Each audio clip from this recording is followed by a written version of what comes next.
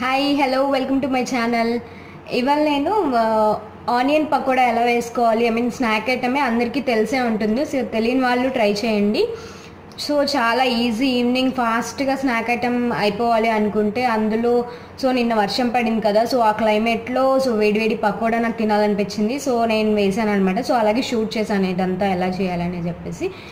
So ఇవాళ చూసేద్దాం onion pakoda.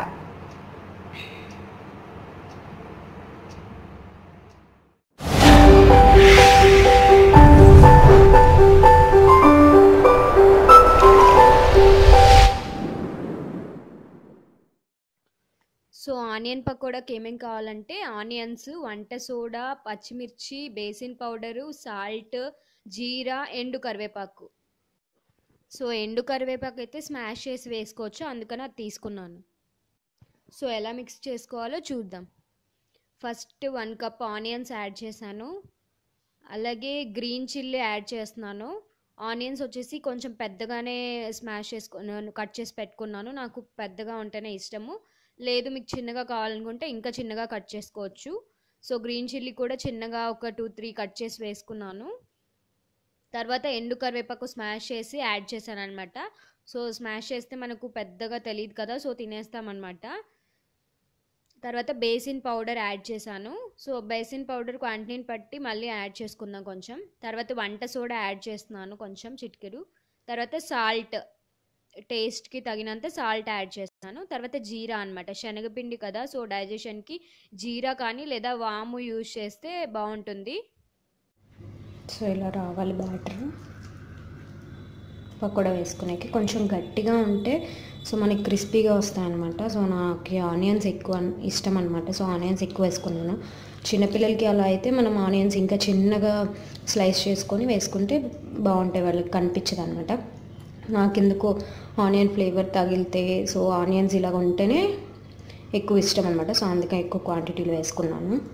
So ఇలా ఉండాలి బ్యాటర్ పకోడీ వేయడానికి వచ్చేలా. సో అయిపోయింది. అలాగే నేను ఆయిల్ పెట్టేసుకున్నాను, హీట్ అయిపోతుంది. ఒకసారి హీట్ అయిందో లేదో చూద్దాం.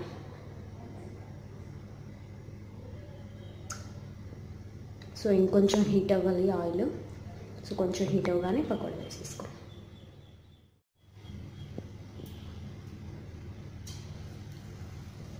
సో ఆయిల్ హీట్ ఎక్కిపోయింది, ఇప్పుడు వేసేద్దాం పకోడీ.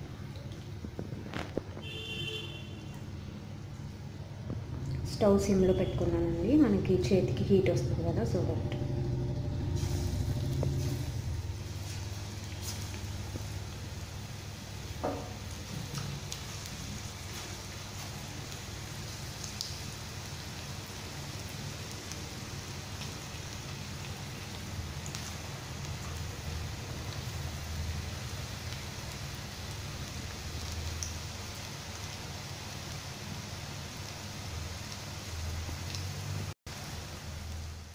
ఏమో కూల్గా ఉంది. సో ఈ క్లైమేట్లో వేడివేడి బజ్జీలు చాలా ఇష్టం నాకు.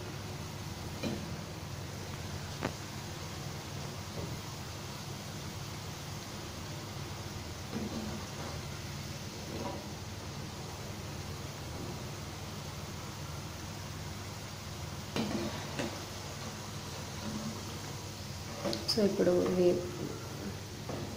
ఫ్రై అయిపోయి మనకు తెలుస్తుంది కలర్ కూడా. సో ఇప్పుడు తీసుకుంటాం.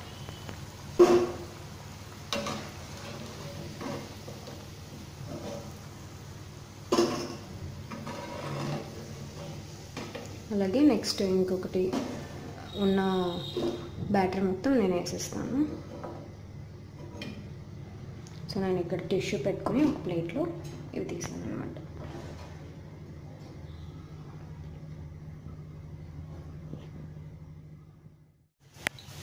ఇంకొన్ని కూడా వేస్తాను నేను.